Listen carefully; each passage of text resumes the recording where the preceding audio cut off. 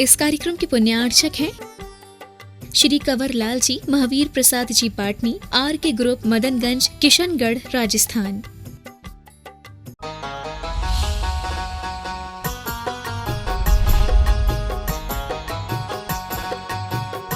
तो कषायों का काम क्या है?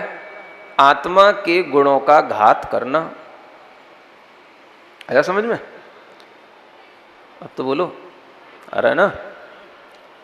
चिंता नहीं करो, अभी और सरल करने के तरीके हैं अपने पास। इतना समझ में आ रहा है ना? एक तो आत्मा के गुण और आत्मा के गुणों का घात करने वाली कसाएं। समझ आ रहा है? तो सम्यक तो आत्मा का गुण है, उसको कौन घात कर रहा है? उसके किसके कारण से वो सम्यक प्रकट नहीं होता? अनंतानुबंधी कसाय। फिर व्रत लेना भी, देश व्रत, देश संयम धारण करना, वो भी हमारी आत्मा का गुण है, लेकिन वो भी नहीं होने देती। कौन नहीं होने देती? अप्रत्याख्यानावरण कसाय। महाव्रत धारण करना भी हमारी आत्मा का स्वभाव है, हमारी आत्मा की क्वालिटी है, लेकिन उसको भी वो नहीं होने देती कसाय। वो कौन सी कसाय? बस इतनी सी तो बात है। और इन तीनों कसायों के कारण से जो ना देश व्रत ले पा रहा, ना महाव्रत ले पा रहा, उसी का नाम हो गया अविरति।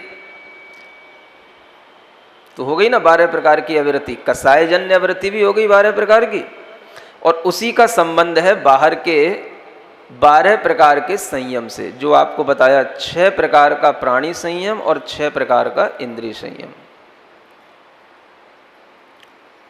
कैसे होता है?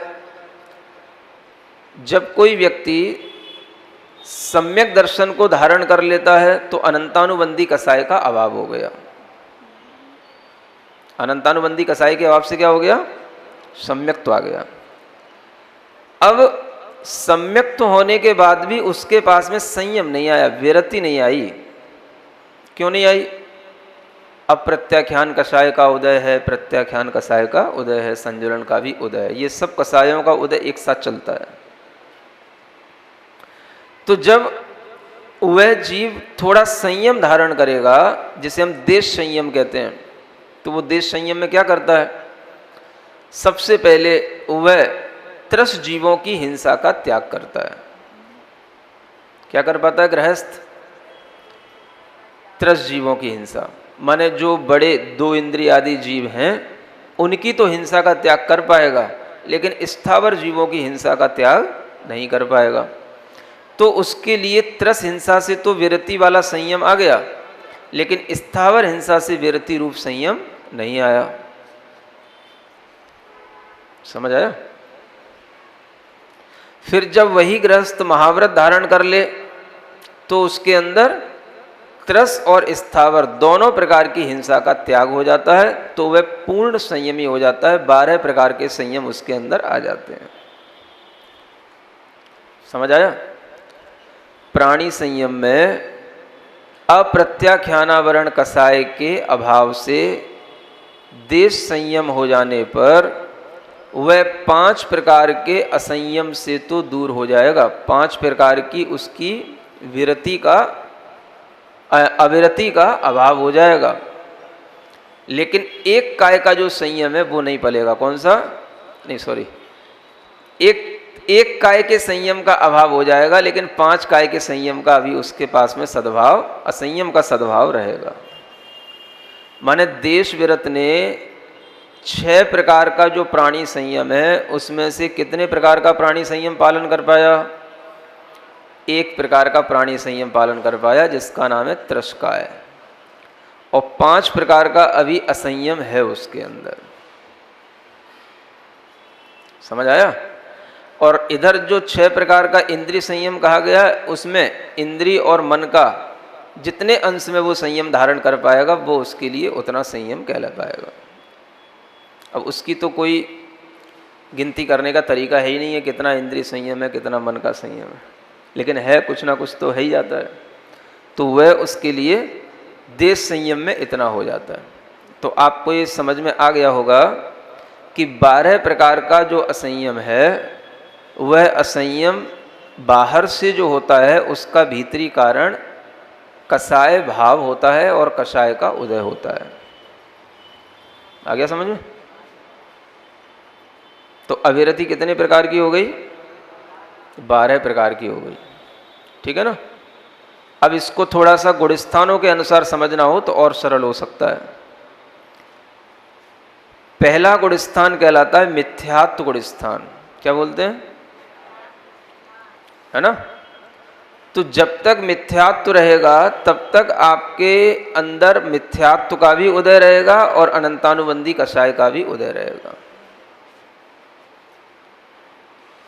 फिर पहले गुणस्थान में मिथ्यात्व का उदय होने के बाद में जब वह जीव दूसरे गुणस्थान में होता है तो मिथ्यात्व नहीं होता है, केवल अनंतानुबंधी कषाय का उदय होता है। तो उसको बोलते हैं सासादन गुणस्थान। क्या बोलते हैं? हाँ।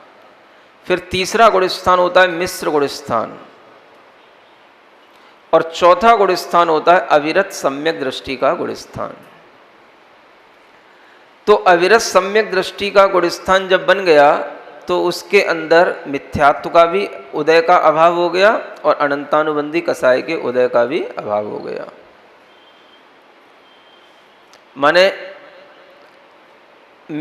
मिथ्यात्व और अनंतानुबंधी कषाय ये दोनों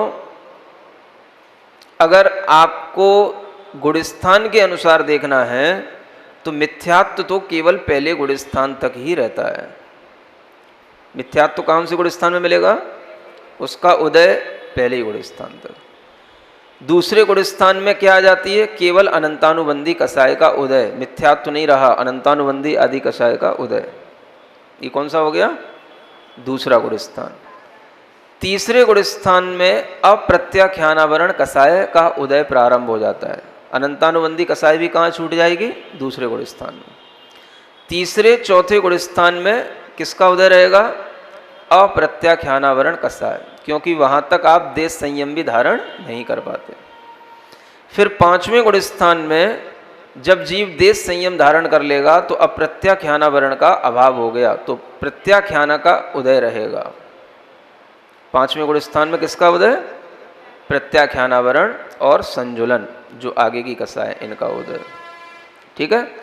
फिर जब वह महावृत्ति बन जाएगा तो प्रत्याख्यान का भी अभाव हो जाएगा, केवल उसके पास में संजुलन कषाय का ही उदय रह जाएगा।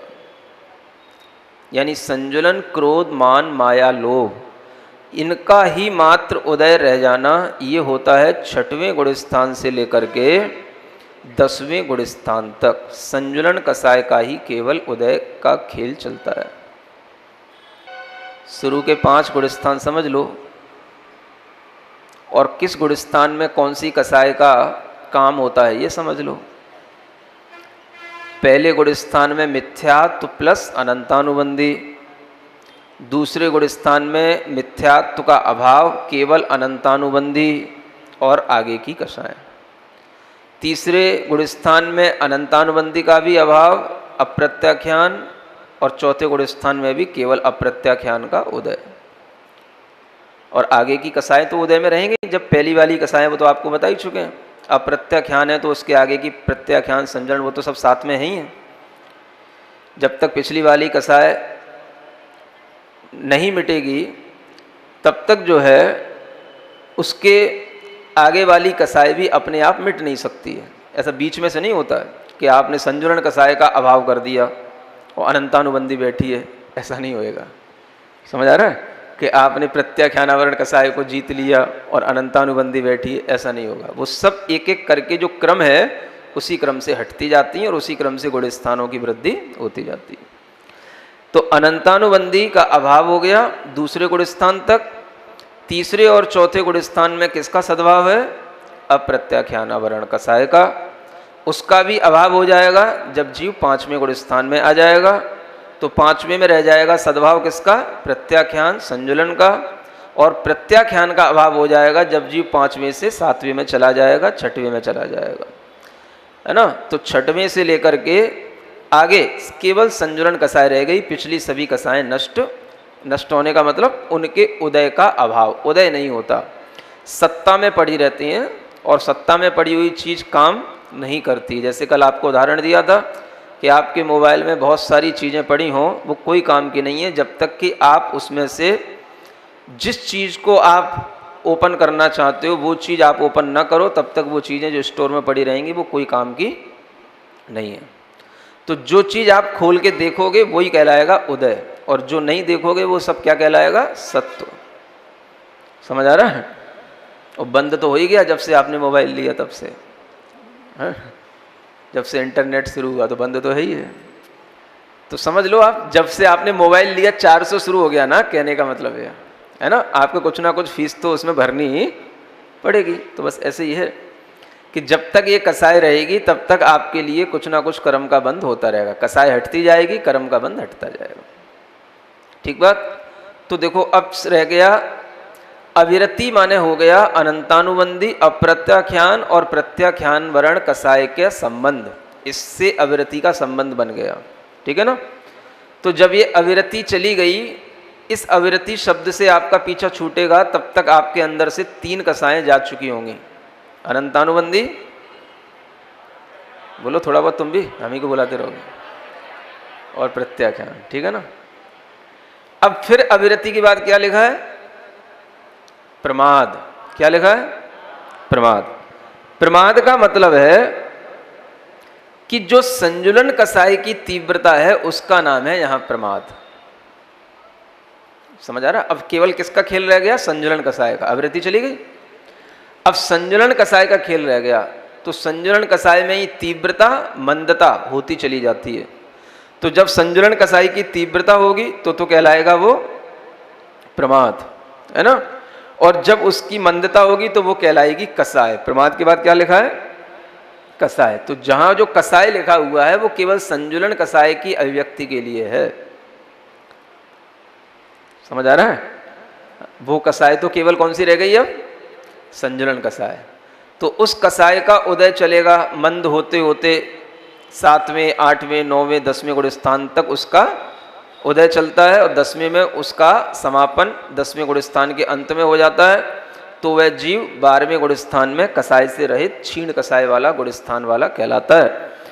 फिर उसके केवल ज्ञान भी हो जाता है, तो भी उसके लिए कसाय से रहित हो गया, मिथ्यात्व आदि सबसे रहित हो गया। पिछले सारे के सारे जो चीजें थी, मिथ्यात्व, अविरति, प्रमाद, कसाय, ये सब छूट गए। किनके?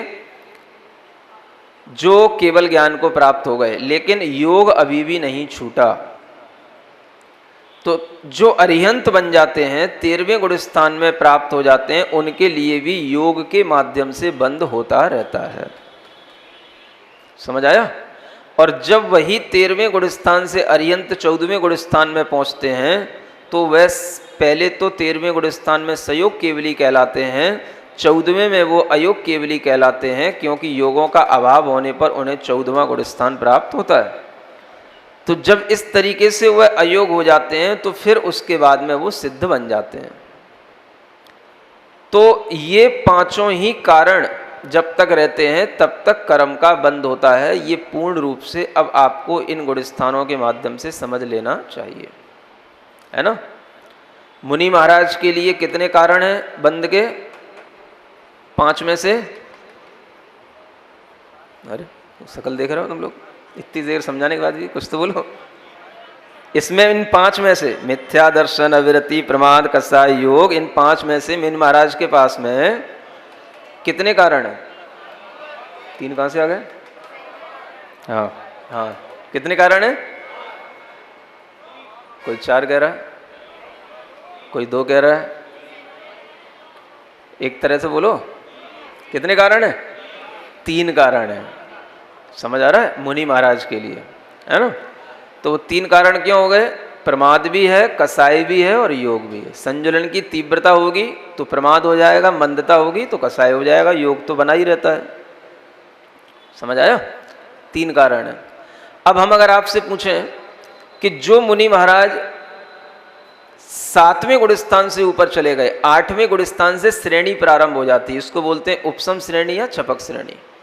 वो केवल ध्यान के गुण स्थान होते हैं। तो जो मुनि महाराज श्रेणी में पहुंच गए तो उनके लिए कितने कारण रह गए? उनके लिए 2 कारण रह गए, क्योंकि कसाय तो रहेगी, प्रमाद नहीं रहेगा, है ना? 8वें गुण स्थान से 10वें गुण स्थान तक क्या रहेगी? कसाय तो है लेकिन प्रमाद नहीं है। तो वहां दो कारण है, कसाई भी है और योग भी है। ठीक है। फिर आपसे पूछा सर्वज्ञ भगवान जो अरिहंत बन गए उनके अंदर कितने कारण है कर्म बंध के? तो उनके अंदर, अभी भी दो बोल रहे हो, अब उनके अंदर कौन सी कसाई बची भाई? तो एक कारण बचा, कौन सा बचा? योग। अब तो कुछ समझ में आ रहा है? कोई गृहस्थ है जिसने 2 प्रतिमा के व्रत धारण किए, व्रती श्रावक बन गया, उसके अंदर कितने कारण? इनमें से मिथ्या दर्शन, अविरति, प्रमाद, कषाय, योग। कौन कौन से कारण हैं? 4। अविरति भी है, प्रमाद भी है, कसाय भी है और योग भी। अविरति क्यों है? तो अभी पूर्ण रूप से विरति नहीं है, इसलिए अविरति है। एक चीज छूट गई अभी, क्या छूट गया? मिथ्या दर्शन। समझ आ रहा है? और जो सामान्य से चौथे गुण स्थान वाला है, बिना व्रतों के है, उसके लिए भी कितने कारण है? इस अपेक्षा से देखा जाएगा तो उसके लिए भी 4 कारण। मिथ्या दर्शन का अभाव हुआ, है ना। लेकिन इसमें और 5वें गुण स्थान वाले में थोड़ा सा अंतर है। क्या अंतर है? कि उसमें अविरति होते हुए भी वो पूर्ण रूप से अविरत है, जो चौथे गुण स्थान वाला है। लेकिन देश संयम वाला थोड़ा विरत भी है और थोड़ा सा अविरत भी है, इसलिए इस गुण स्थान का नाम ही है विरता विरत या संयता संयत। संयत भी है और असंयत भी है, दोनों चीजें हैं इसमें। या देश संयत, देश संयत माने थोड़ा संयम है। नहीं आ रहा समझ? आ रहा? कुछ भी नहीं है, केवल नाम का खेल है ना। और कसाइयों की गुण धर्म को समझ करके उसके अभाव से उत्पन्न होने वाले गुणों को समझने का खेल है। हो गया? तो ये इतना आपको समझ में आ गया तो हम समझेंगे कि पहला सूत्र आपको समझ में आ गया, है ना। अब आगे सरल है, बस एक ही बार कठिन होता है, हर चीज़ शुरुआत में ही कठिन होती है, बस फिर कुछ नहीं होता है। समझ आ रहा है ना? बस इतना आपने सीख लिया तो अब गाड़ी आगे चलती चली जाएगी। जैसे ट्रेन चलती है ना, शुरुआत में धक्का लगता है, बस फिर तो स्मूथली चलती रह जाती है ना। समझ आ गया ना सबको? अब इसमें किसी को कुछ डाउट हो तो पूछ सकते हो, है? क्या कह रहे हो? आ रहा है ना समझ में? सबको आ गया? कुछ पूछने की जरूरत नहीं है, है? अगर हम उल्टा पूछ लें, मिथ्यात्व आदि 5 ही कारण कौन से जीवों के लिए बने होते हैं? मिथ्यात्व आदि 5 ही ये बंध के कारण कौन से जीवों के लिए हैं? क्या बोलोगे? हैं? सभी के लिए कहने की अपेक्षा से मिथ्या दृष्टि जीवों के लिए, है ना। क्या बोलना? हाँ ठीक है ना। तो उसमें सब आ ही जाएंगे, लेकिन स्पेशल हो जाएगा मिथ्या दृष्टि है, वो मिथ्या दृष्टि जीवों के लिए, ठीक है ना। फिर आपसे पूछें कि इन 5 में से 4 कारण, 4 हेतु कौन से जीवों में बने रहते हैं कर्म बंध के लिए? है? तो अविरत सम्यक दृष्टि जीव में 4 कारण बने रहते हैं, ठीक है। देश संयत में भी कह सकते हैं 4 कारण हैं, अविरति के अपेक्षा से एक अविरति मान के चलते हैं, ठीक है ना।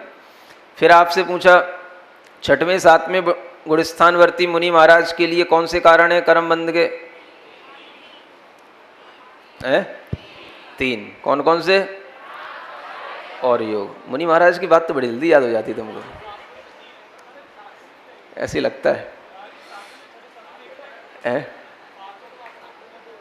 हाँ हाँ, अब 6 7 एक साथ पूछ लिया ना, इसलिए अब उसको अलग अलग पूछे तो 6वें गुण स्थान में कितने कारण रहेंगे? 6वें गुण स्थान में कर्म बंध के कितने कारण? 3, प्रमाद, कसाय, योग। और 7वें गुण स्थान में 2 ही कारण, कसाय और योग। समझा? क्योंकि प्रमाद छूट जाता है, 6वें गुण स्थान तक ही प्रमाद रहता है। समझ आ रहा है? तो आप लोग ये नहीं समझना कि प्रमाद हमारे अंदर नहीं है, प्रमाद तो मुनि महाराज के अंदर ही होगा। नहीं समझ आ रहा है? जो आगे वाली चीजें हैं वो तो सबके अंदर है। नहीं समझ आ रहा है? प्रमाद, कसाय, योग वो तो मिथ्या दर्शन के साथ भी है और अविरति के साथ भी है। नहीं समझ आ रहा है? हाँ, नहीं ये भूल कर बैठो कि प्रमादी कौन होते हैं? तो महाराज होते हैं, है ना, क्योंकि छठवें गुणस्थान में प्रमाद होता है। तो ऐसा नहीं है, छठवें गुणस्थान तक प्रमाद होता है,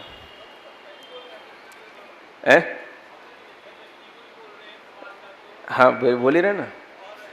तो उस समझने में ये कंफ्यूजन हो जाता ना।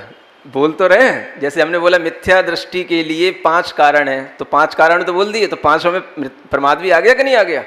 लेकिन दिमाग में क्या बैठ जाता है कि जिनके लिए प्रमाद है छठवें गुणस्थान में, उन्हीं के लिए प्रमाद है, हमारे लिए तो केवल अविरति है। ऐसा नहीं सोचना, है ना। जहाँ अविरति है वहाँ प्रमाद भी है, वहाँ कसाय भी है, वहाँ योग भी है।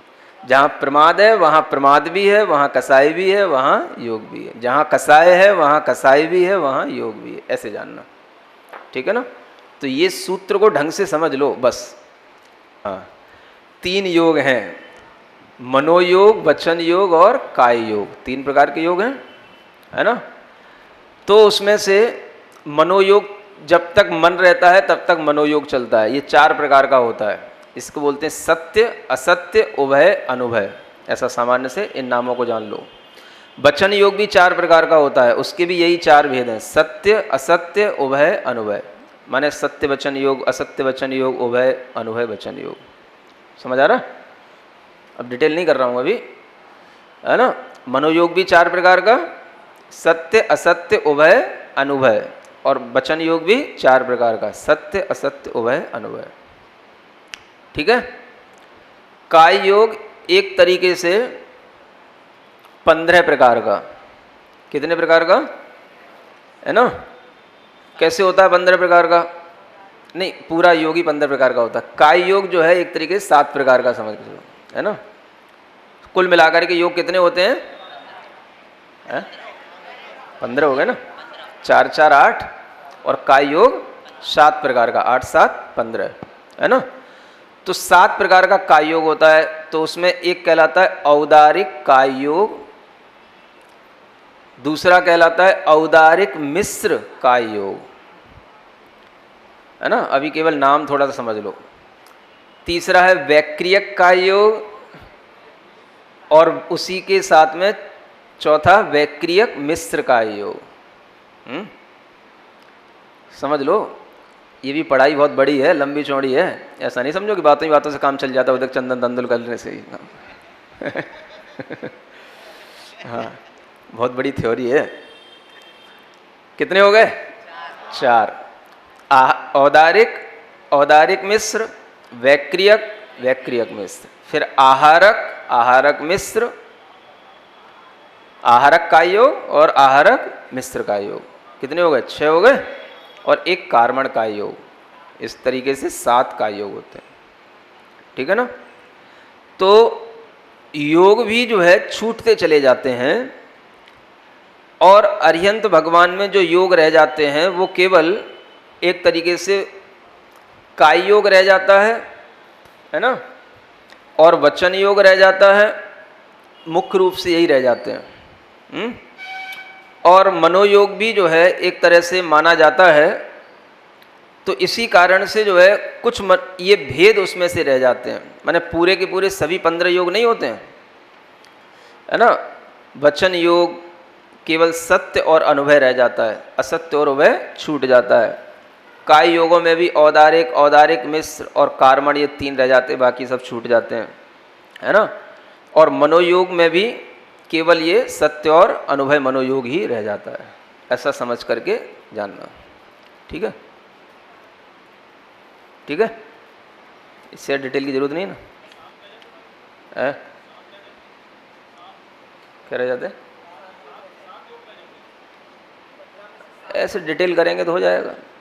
हाँ, वैसे तो मन वचन काय तीनों योग होते ही हैं। अब मन में भी भाव मन नहीं होता है, द्रव्य मन होता है, लेकिन फिर भी योग तो उस संबंधी माने ही जाते हैं, है ना। महाराज श्री ये भी गुण स्थान के हिसाब से कम होते जाते हैं क्या? मतलब 13वें 14वें इनको, हाँ, आगे गुण स्थान में भी कम कर सकते हैं। अब 13वें में ही रहेंगे बस, 14वें में तो कुछ है ही नहीं, योग का अभाव ही हो गया।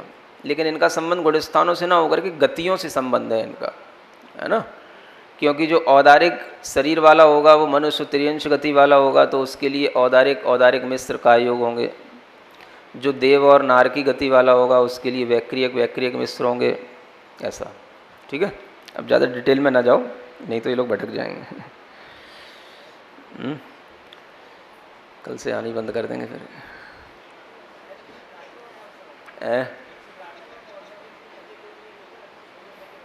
मतलब हाँ, तो क्या चाहते हो उससे? क्या चल रहा होगा? इन 5 में से कौन से कारण कर्म बंध के होंगे? शिवरार्थियों के लिए ये पूछ रहे हैं, जिन्होंने पहले व्रत नहीं लिए थे, अब व्रत लेकर के बैठे हैं, नियम लेकर के बैठे हैं, तो इनके लिए कौन से कारण होंगे? तो यही कारण होंगे, है ना। अब मिथ्यात्व का ही अभाव कहा जा सकेगा, इससे ज़्यादा तो कुछ होगा ही नहीं। अविरति तो चलती रहती है, थोड़ी सी विरति आ गई तो भी वो अविरति तो है ही है ना।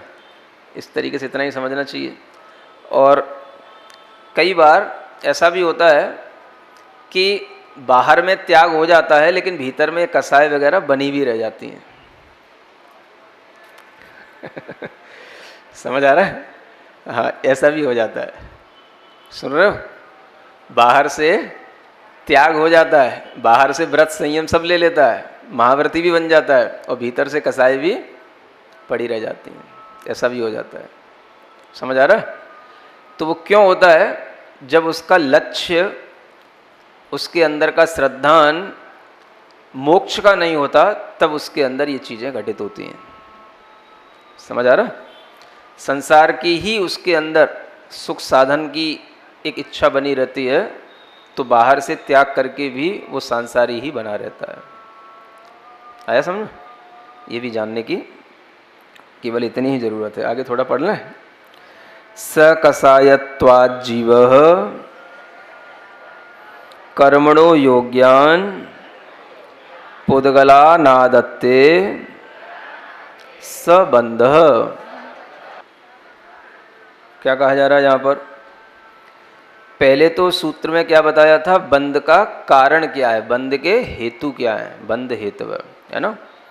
अब यहाँ बताया जा रहा है बंध किसका नाम है, बंध कब कहा जाएगा बंध हो गया। तो सकसायत्वात् पहले एक हेतु दिया जा रहा है, कारण दिया जा रहा है, कसाय पना होने से, यानी जो जीव कसाय भाव से सहित है उसके लिए, है ना, उस कारण से। अब यहाँ पर पुनः कह रहे हैं बंध क्यों होगा, तो सबका सार ये निकल के आता है कसाय पना होने से बंध होता है। क्योंकि कोई भी बंध पहले गुण स्थान से लेकर के 10वें गुण स्थान तक बिना कसाय के कहीं पर भी नहीं हो रहा है। अगर मिथ्यात्व का भी बंध पहले गुण स्थान में हो रहा है तो उसमें भी अनंतानुबंधी कसाय उसके साथ में है, तो कसाय के बिना कभी भी बंध नहीं होता। तो इसलिए यहाँ कहा जा रहा है सकसायत्वात्, कसाय पना होने से जो जीव, जीव है माने जीव, कर्मणो योग्यान, है ना। अब यहाँ पर थोड़े सी संस्कृत के अनुसार 2 प्रकार के अर्थ आचार्य पूज्यपाद महाराज ने निकाले हैं। कर्मणः इस शब्द का संबंध सकसायपने के साथ भी है। मतलब जो जीव कर्म वाला होगा, कर्म से सहित होगा, वह जीव ही कसाय से सहित होगा। समझ आ रहा है? यानी जो जीव में कर्म नहीं है उस जीव में कसाय भी नहीं है। तो संसारी जीव में जब तक ये कर्म का सद्भाव रहता है तभी तक ये कसाय का सद्भाव रहता है। तो इसलिए ये कसायपना जो हेतु है वो ये बताता है कि अनादि काल से हमारी आत्मा में कर्म का संबंध है, और कर्म का संबंध होने से आत्मा अनादि काल से कसायवान भी है। जब से कर्म है तब से ही कसाय है, कसाय से सहित ही आत्मा अनादि काल से है ना। और दूसरा अर्थ यह है कर्मणो योग्यान, माने कर्म के योग्य, पुद्गलान माने पुद्गलों को, है ना। दूसरा अर्थ क्या है कि कर्म के योग, जब जीव कसाय से सहित होकर के वर्तन करता है तो वह कर्म के योग्य जो पुद्गल हैं, पुद्गल तो बहुत प्रकार के होते हैं, समझ आ रहा है ना। पुद्गल माने जो भी भौतिक पदार्थों संबंधी जो मैटर है उस सबको पुद्गल कहा जाता है ना, जिसमें पूर्ण गलन स्वभाव बना रहता है। तो जितना भी हमें दुनिया में भौतिक पदार्थ दिखाई दे रहा है ना, जिसे हम मैटर कहते हैं, वह सारा का सारा पुद्गल होता है, लेकिन उनमें से कुछ पुद्गल इस टाइप के होते हैं जो कर्म के योग्य होते हैं, माने कर्म के ही रूप में वो आत्मा में बंध जाते हैं। ऐसे सूक्ष्म पुद्गल के अणु जो हमें दिखाई नहीं देते हैं वो कर्म के रूप में आत्मा में बंध जाते हैं। जैसे शरीर के रूप में ये आत्मा में ये बंधा हुआ हमारा शरीर है, औदारिक शरीर, तो ये औदारिक शरीर संबंधी पुद्गल के परमाणुओं से बना हुआ ये शरीर कहलाया। ऐसे ही कार्मण शरीर होता है जो कर्म परमाणुओं से मिलकर के बनता है। तो वो जो कर्म के परमाणु होते हैं वह भी कर्म के योग्य जो पुद्गल होंगे उन्हीं को ग्रहण करेगा। ये औदारिक शरीर के योग्य पुद्गलों से कर्म नहीं बनेंगे, कर्म के योग्य जो पुद्गल होंगे उसी से कर्म बनेंगे, है ना। इसलिए यहाँ लिखा कर्म के योग्य पुद्गलों को आदत्य माने ग्रहण कर लेता है। मतलब यह है कि ऐसा नहीं समझना कि कोई हाथ पैर चलाए तभी कर्म का ग्रहण होता है ना।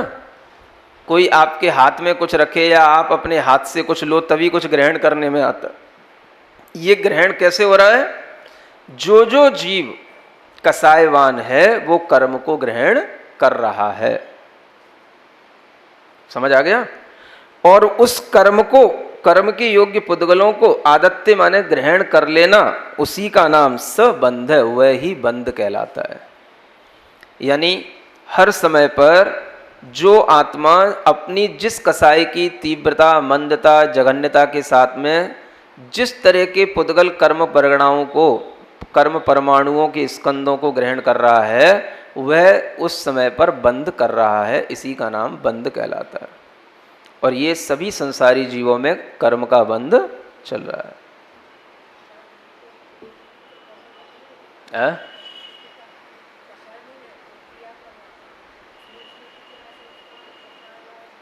कसाय नहीं है,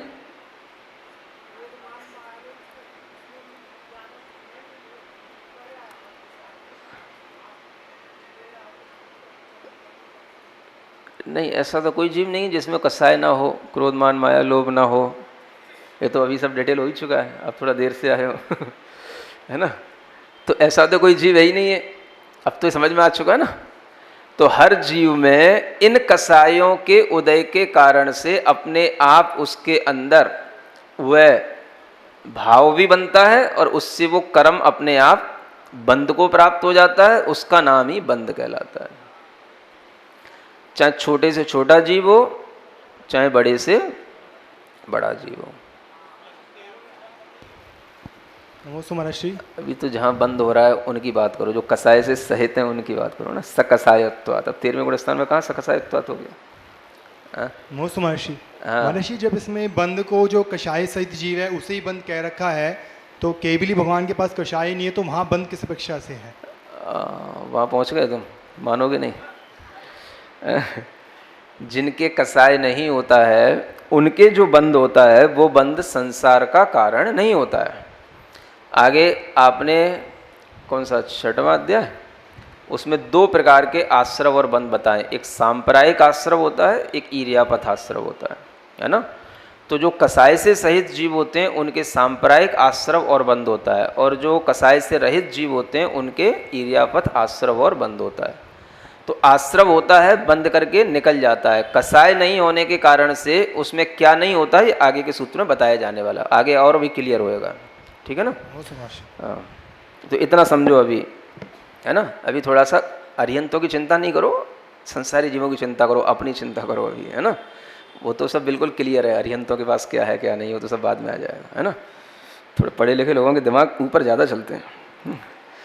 सकसायत्वात्, समझ आ रहा है ना किसकी बात कही जा रही है? हम चाहे कसाय कर रहे हों या नहीं कर रहे हों, कसाय तो हमारे भीतर बैठी है। समझ आ रहा है? वो प्रत्यय, वो हेतु तो हमारे अंदर बंधे हैं ही हैं। तो वही जो है निरंतर हमारे अंदर कर्म का बंध कराते रहते हैं। क्या समझ आ रहा है? अब आप ये नहीं समझना कि हमको गुस्सा नहीं आ रहा है, क्रोध नहीं हो रहा है, कि मान नहीं हो रहा है, कि लोभ नहीं हो रहा है, कि माया नहीं हो रही है ना? वो हो रही है, सब कुछ हो रहा है। समझ आ रहा है? और वह जिस कसाई के अनुसार होनी चाहिए वो भी हो रहा है। अनंतानुबंधी की होगी तो उस संबंधी होगी, अप्रत्याख्यान संबंधी होगी तो उस संबंधी होगी। तो उस संबंधी जो आपके अंदर कारण पड़े हैं तो वो अपना काम कर रहे हैं। ठीक है ना? क्या सुन रहे हो?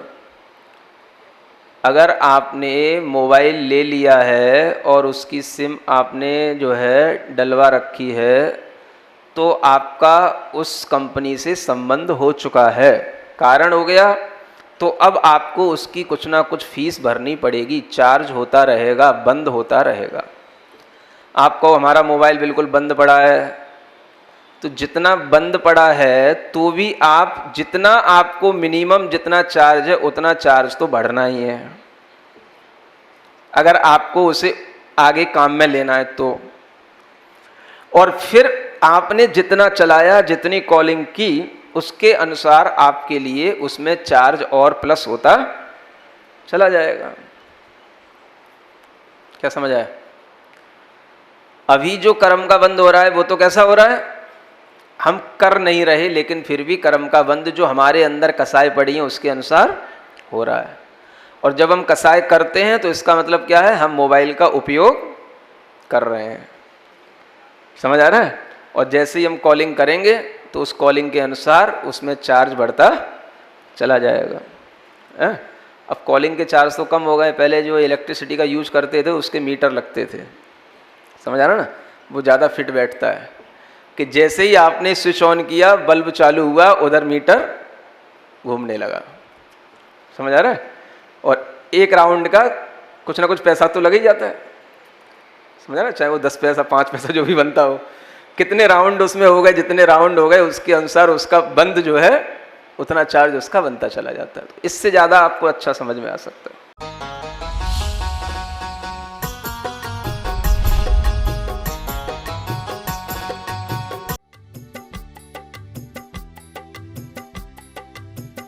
इस कार्यक्रम के पुण्यार्चक थे श्री कंवर लाल जी, महावीर प्रसाद जी पाटनी, आर के ग्रुप, मदनगंज, किशनगढ़, राजस्थान।